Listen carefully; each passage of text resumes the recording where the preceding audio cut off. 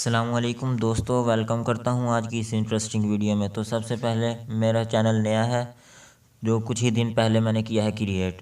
तो उम्मीद करता हूँ कि आप इस चैनल को सब्सक्राइब करके मुझे सपोर्ट ज़रूर करेंगे। तो इस वीडियो में मैं आपको इंटरेस्टिंग पौधे दिखाने जा रहा हूँ जो मैंने खुद उगाए हैं, और इस वीडियो को देखने के बाद उम्मीद करता हूँ आपको भी बहुत पसंद आएंगे। तो आने वाली वीडियो में आपको मैं ये बताऊंगा कि कौन से पौधे ख़रीदने चाहिए और मौसम के हिसाब से कौन से अच्छे रहते हैं। तो ज़्यादा टाइम ज़ाया किए बिना वीडियो को शेयर करते हैं। और दोस्तों, अगर आपको वीडियो पसंद आए तो लाइक ज़रूर करिए। चलें वीडियो शुरू करते हैं।